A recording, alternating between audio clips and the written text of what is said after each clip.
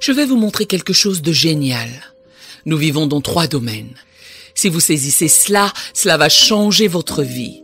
Il y a le domaine de l'esprit de l'homme, le domaine de l'âme de l'homme, le domaine de la chair. Dieu a donné à Moïse le tabernacle et le modèle du Saint des Saints. Il lui a fourni une feuille de route pour entrer dans sa présence. Il a dit, tout d'abord, il y a le parvis. Le parvis est le corps. Le lieu saint est l'âme et le Saint des Saints est l'esprit. Quand vous êtes né de nouveau, le Saint-Esprit vient habiter dans votre esprit. Il y demeure en permanence. Il ne part jamais. Il ne prend jamais de vacances. Il est là, attendant que vous le connaissiez en esprit. Je vais expliquer ce que cela signifie dans un instant. Il y a ainsi le domaine de l'esprit, celui de l'âme et celui du corps. Espérer en Dieu est un commandement. La Bible énonce « Espère en l'Éternel » Psaume 24, 14. « Que ceux qui se confient en l'Éternel renouvellent leur force » Ésaïe 40, 31. « Tous ceux qui espèrent en toi ne seront point confondus » Psaume 25, 3. Le psalmiste articule que l'attente peut très bien prendre toute la journée. La question est de savoir combien sont prêts à le faire. « Tu es toujours mon espérance » Psaume 25, 5. Et l'attente s'ébauche à genoux. Et c'est dur. À ce moment-là, vous jouez un peu de louange pour aider votre corps, mais quelquefois, ça ne marche pas parce que le téléphone sonne, le chien aboie, les enfants viennent, quelqu'un veut ci, un autre veut cela, on vous distrait. Il faut par conséquent planifier votre temps d'attente. Débranchez le téléphone, faites sortir les enfants, enfermez le chien quelque part et soyez seul avec Dieu. Or, quand vous êtes seul avec lui, vous avez dans un premier temps une bataille à gagner avec votre chair, car la chair déteste Dieu. La chair abhorre prier. La chair exècre l'adoration. La chair est la louange. La chair abomine tout ce qui concerne les choses spirituelles. Ce que la chair souhaite, c'est s'amuser, manger, les divertissements, les programmes télé et toutes les bêtises qui vont avec. Il faut à présent soumettre cette chair. Il faut la tancer. Que tu le veuilles ou non, tu vas prier ma potesse. Il faut lui marteler ce que Paul a affirmé dans 1 Corinthiens chapitre 9, 27. Je traite durement mon corps et je le tiens assujetti. Je prends ce corps à la gorge et je lui ordonne, prie sur le champ. Mais il lutte avec moi, il se bat, il veut gagner. Alors il s'engage à errer en esprit, il se prend à penser à ceci, à cela, et l'estomac se met alors à faire un bruit parce qu'il veut un sandwich. Le corps se met à bâiller, il s'endort presque, il faut le réveiller. Il faut possiblement l'asperger d'eau froide pour le réveiller. Moi, je ne laisse à mon corps aucune option. Le matin, je le réveille, je le mets sous la douche, je le nettoie, et quand il est bien réveillé, je prie. Je ne lui permets pas de me souffler que je suis exténué ou que je ne me sens pas bien. Je ne lui concède aucune excuse. Mets-toi à genoux, mon pote, et je démarre la prière. Quand on passe à la prière, en règle générale, on prie tous d'abord dans le domaine du demander. Jésus a verbalisé demander, chercher, frapper. Ce sont les 3 domaines de la prière. Le domaine du demander est la chair. Le domaine du chercher est l'âme. Et le domaine du frapper est l'esprit. Jésus nous a livré quelque chose de très puissant. Demander, chercher, frapper. Je vais aborder le domaine du frapper dans un instant. Revenons premièrement là où nous commençons tous dans la prière. Personne ne se met immédiatement en route dans l'esprit. Nous débutons tous au préalable dans la chair et nous nous attelons tous avec une liste de prières qui habituellement est ennuyeuse pour Dieu puisqu'il a déjà entendu la veille.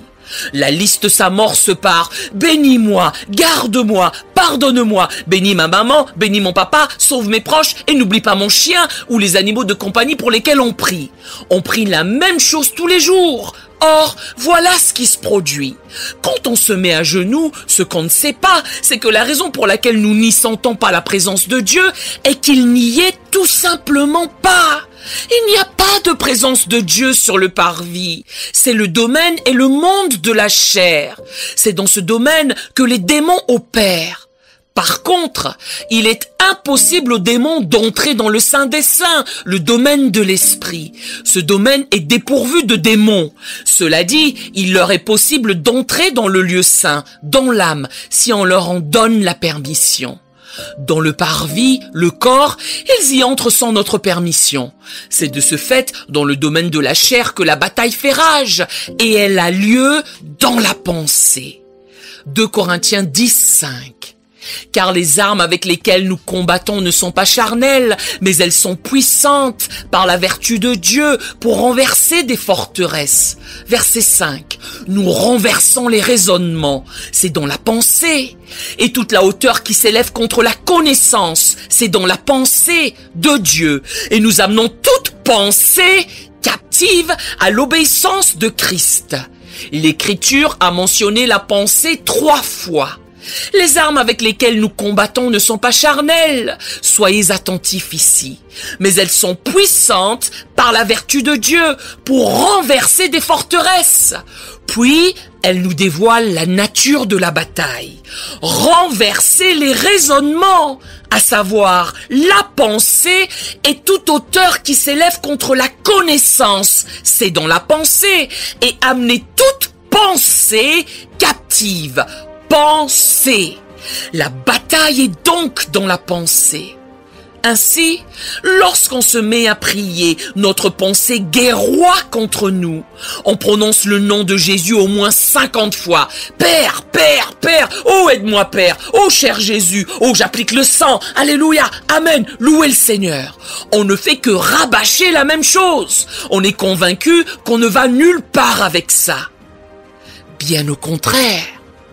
Plus on persiste, plus on progresse. Mais on ne le sait pas. On ne sait pas que nous nous rapprochons du domaine suivant, bien que nous sérignions les mêmes vieilles choses. Pardonne-moi, bénis-moi, amen, sauve ma mère, sauve mon père, sauve mes frères, sauve mes sœurs. Oh Dieu, aide-moi, je ne me sens pas bien, alléluia, aide-moi. On récite tout ça en ne faisant que nous répéter. La réitération est acceptable dans ce domaine, puisque c'est le domaine du rabâchage, de la mort, du néant. Dieu comprend ce domaine. Supposez à présent que vous ayez passé 45 minutes dans ce domaine. Parfois, je m'y attarde 2 heures. Pourquoi ? Plus on néglige la prière, plus on s'éternise dans ce domaine. Quand on passe du temps avec Dieu chaque jour, on accède aux différents domaines rapidement. Dans le cas contraire, c'est un processus lent. Pourquoi ? Parce qu'on accumule de la rouille. Plus on délaisse la prière, plus on s'encroute et lambine. Les choses n'avancent pas aussi bien puisque l'huile de l'esprit est vide et elle manque dans ce domaine. On perd l'huile car dans la chair, il n'y a pas d'huile. Il n'y a que de la rouille, de la laideur, des combats, des guerres. Et c'est là que le diable vient vous causer. Vous voyez, frères et sœurs, il n'est pas possible d'entendre la voix du Seigneur dans le domaine de la chair. Vous ne l'entendez que dans celui de l'esprit. Dieu parle dans le domaine de l'esprit, pas dans celui de la chair. Dans le domaine de la chair, c'est le diable qui bavarde. N'oubliez jamais ce que je viens d'exprimer. Vous n'entendez pas Dieu dans le domaine de la chair, vous n'y entendez que le diable qui suggérera « Ne prie pas, tu perds ton temps ». Il vous rappellera tous les péchés que vous avez commis. Il vous rappellera toutes les choses horribles que vous avez faites. Il vous condamnera, insinuera que vous irez en enfer. Il vous rappellera des choses affreuses. C'est là que nos pensées se déchaîneront. C'est là que les pensées les plus abominables attaquent votre esprit. Elles deviennent si mauvaises que vous vous interrogez si vous êtes chrétien. Soyons honnêtes, c'est là que ces pensées hideuses attaquent votre esprit. C'est là que tout ce qui est démoniaque, diabolique, prend vie. Vous êtes la cible des attaques à répétition. Toutefois, vous persévérez avec votre redite. Bénis-moi, pardonne-moi, aide-moi, bla bla bla bla bla, la même itération qu'hier. La bonne nouvelle est que sans le savoir, plus vous vous attardez là à prier, plus vous gagnez du terrain. Voici ce qui se déroule lorsque nous sommes dans le domaine de l'âme. Nous avons subitement très faim. Nous sommes sur le point d'entrer dans le domaine d'après, mais nous ne le savons pas. L'âme est sur le point de prendre le dessus. On ne le sait pas. Du parvis au lieu saint, du corps à l'âme, on a passé 45 minutes à tout réitérer, à radoter, à nous sentir coupables, à nous condamner, à présumer que le diable va nous détruire, ainsi que notre famille ne sera jamais sauvée, et à délibérer si Dieu prête vraiment l'oreille à notre prière.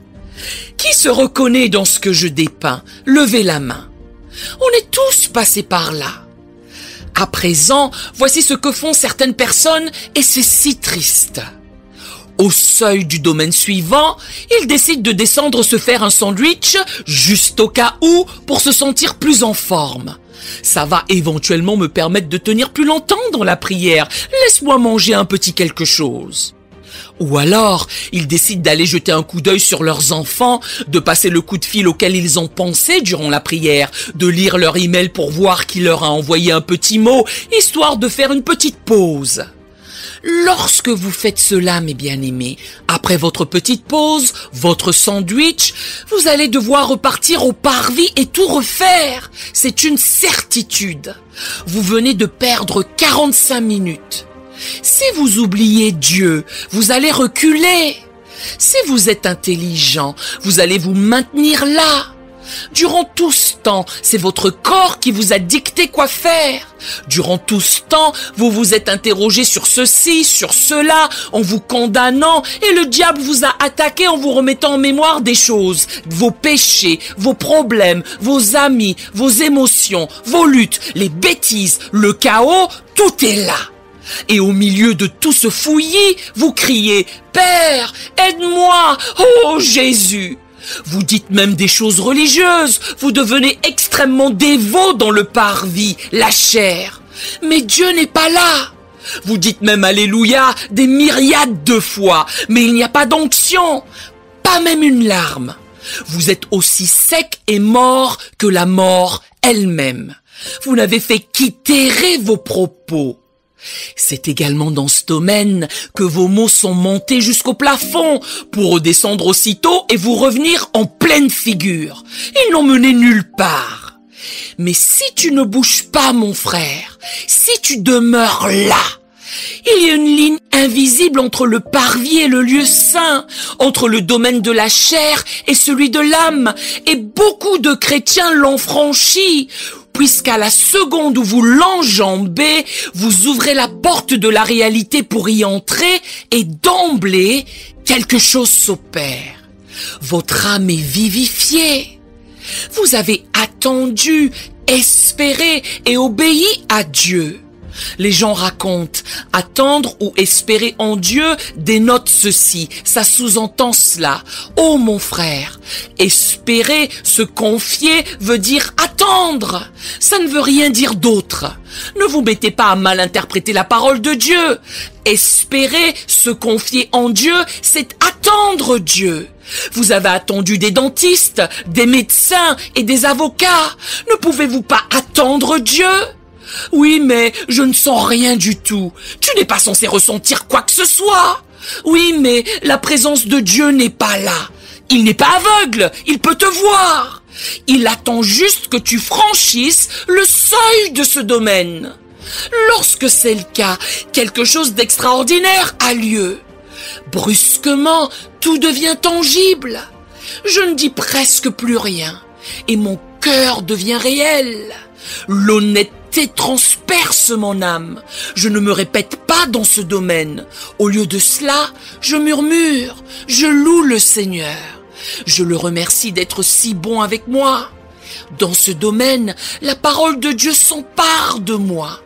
Là-bas, dans le domaine de la chair, tout ce que j'avais était des pensées qui me traversaient la tête, la condamnation, la confusion, les bêtises, la stupidité, le désordre, le vide, tout cela m'a attaqué.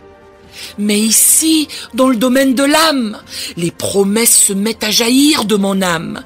Ici, le Saint-Esprit a un certain contrôle, mais pas un contrôle total. J'aimerais souligner qu'il n'a qu'un certain contrôle sur l'âme, puisque pour entrer, c'est un processus d'abondant au Saint-Esprit. Tout à coup, mon corps n'est plus fatigué. En fait, je n'ai plus conscience du temps. Je ne songe plus à mes péchés et autres bêtises. Ici, pour une raison inconnue, tous les bruits de l'extérieur ne m'affectent plus. Je me renferme et je me ferme au monde extérieur. Ici, les choses de la vie se mettent à disparaître dans le néant et la louange que je joue depuis 45 minutes finit par me toucher sincèrement. Je pleurniche et me mets à sangloter. Les pleurs dans ce domaine sont de vraies larmes. Dans ce lieu se trouve également la purification. C'est ici que le sang a son impact. Dans le domaine de la chair, il n'en a aucun. J'ai pourtant mentionné le sang dans le domaine de la chair. Néanmoins, je n'ai pas vraiment cru qu'il m'ait lavé. Ici, je crois fermement que je suis lavé par le sang de l'agneau. Là-bas, dans le domaine de la chair, j'ai plaidé « Purifie-moi ». Ici, quand je supplie « Purifie-moi », je ne le formule qu'une seule fois. Là-bas, je l'ai pétitionné au moins 100 fois sans résultat. Je n'y ai même pas cru d'ailleurs. Ici, je ne l'ai prononcé qu'une fois et j'ai accepté que c'était déjà fait. Là-bas, la condamnation dominait mon esprit. Ici, il n'y a plus de condamnation. Là-bas, je n'ai pas cru qu'il a entendu la confession de mes péchés puisque je me condamnais à maintes reprises. Ici, j'ai tout oublié de mes péchés. Dans ce domaine-ci, les choses sont de plus en plus véritables. Je suis encore à genoux, peut-être face contre terre, ou simplement debout ou assis, mais sans le savoir, plus je fais halte là, plus je me rapproche. Cela fait bien une bonne heure et 15 minutes que je suis en prière. Je ne suis même pas conscient que je suis sur le point de percer. La plupart des chrétiens s'imaginent que c'est suffisant. Oh que non, ça ne l'est pas. Le domaine de l'âme est super, mais ce n'est pas le nec plus ultra. Du domaine de la chair, j'ai percé jusqu'au domaine de l'âme. J'ai de ce fait expérimenté l'affranchissement de la condamnation, l'affranchissement du péché, l'affranchissement du vide incohérent et de la confusion, l'affranchissement même de la voix du diable qui y était. La voix du diable dans le domaine de l'âme s'affaiblit de plus en plus, puisque voici comment fonctionne l'âme. Plus vous allez en profondeur, moins vous entendez la voix du diable. En revanche, ici, je commence à entendre les appels du Saint-Esprit venant de l'autre domaine. Je suis entre deux mondes. Le diable chuchote encore, mais j'arrive à l'ignorer désormais, et Jésus se met à me parler. Je suis attiré vers lui, mais c'est ici que les gens ratent les choses. Dans le domaine de l'esprit, quelque chose se produit. Écoutez-moi attentivement, s'il vous plaît. La chair est le domaine de la répétition. L'âme est le domaine de la louange, puisque c'est dans ce domaine que nous louons. Si vous entrez dans le lieu saint, c'est un lieu de louange. Souvenez-vous que le parvis extérieur est le lieu du sang et du sacrifice, le souvenir des péchés. Le peuple y entrait et apportait à Dieu ses offrandes afin d'être purifié de ses péchés. Mais dans le lieu saint, les sacrificateurs le louent et chantent que sa miséricorde durera toujours. C'est le lieu de la louange, d'où nous lisons les mots suivants. Mon âme bénit l'Éternel, que tout ce qui est en moi bénisse ton saint nom. Mon âme bénit l'Éternel. Psaume 103:1. Pas mon corps, le corps est incapable de louer, seule l'âme le peut.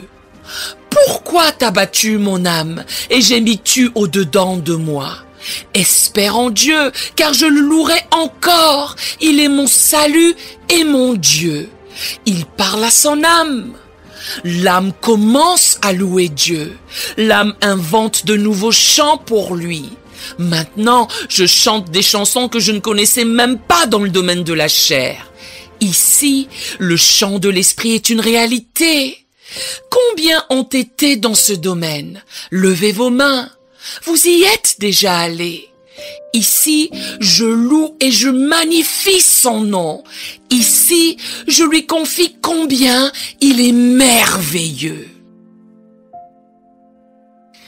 Cependant, dans le domaine de l'esprit, quelque chose a lieu.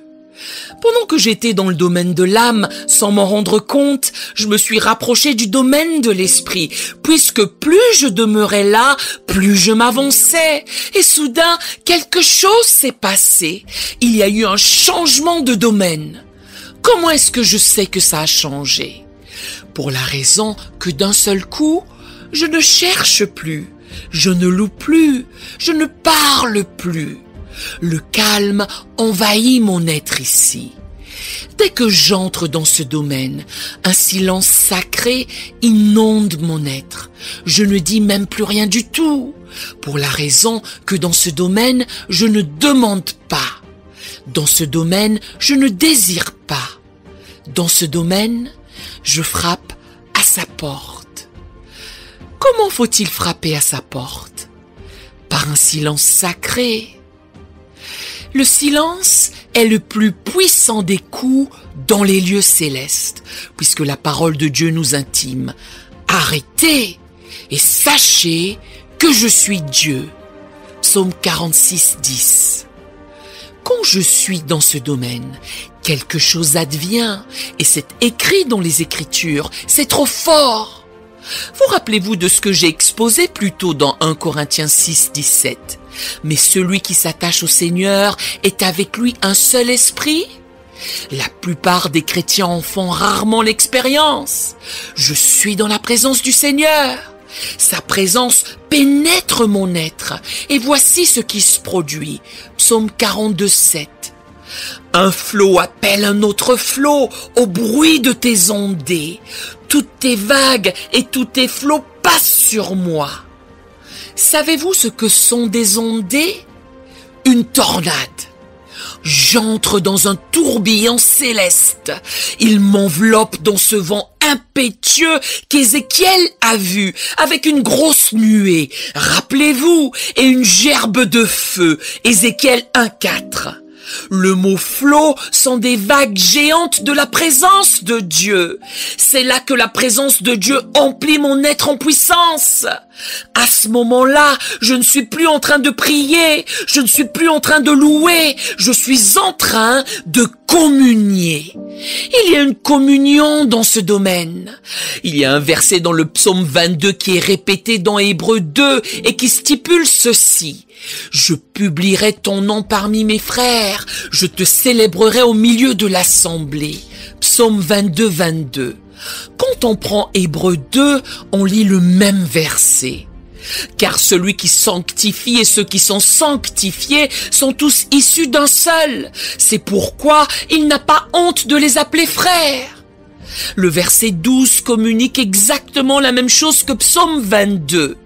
Lorsqu'il dit « J'annoncerai ton nom à mes frères, je te célébrerai au milieu de l'assemblée ». Savez-vous ce que cela exprime? Jésus a soutenu que le Père cherche ceux qui l'adorent en esprit et en vérité. Jean 4, 23. Savez-vous ce que c'est que d'adorer en vérité? Adorer en vérité indique que c'est une adoration faite à Christ, une adoration insufflée par le Saint-Esprit. Cela signifie que quand j'entre dans la présence de Jésus, il se lève et fait un complètement avec moi. Il fait un avec moi. Il vient en moi. Je viens en lui, comme le relate Jean 17, 23. Moi en eux et toi en moi, afin qu'ils soient parfaitement un. Ainsi, non seulement Christ est en moi, mais je suis en Christ désormais. Ce qui se produit, c'est qu'instantanément, il se met à adorer le Père Céleste à travers moi. Je n'adore pas, je deviens un instrument d'adoration. Je ne chante pas, il chante à travers moi. Il accomplit de la sorte Hébreux chapitre 2 et Psaume 22. Il a indiqué lui-même, car celui qui sanctifie et ceux qui sont sanctifiés sont tous deux issus d'un seul. C'est pourquoi il n'a pas honte de les appeler frères. La Bible ne rapporte-t-elle pas que nous sommes membres de son corps, étant de sa chair et de ses os? Nous ne sommes pas seulement un avec lui en esprit, nous sommes un avec lui dans la chair aussi. Quand nous amenons nos corps dans le Saint des Saints, nos corps deviennent véritablement le temple du Saint-Esprit. Nous aimerions vous donner l'opportunité de faire de Jésus le Seigneur de votre vie. Voulez-vous bien prier avec moi? Dites: Seigneur Jésus,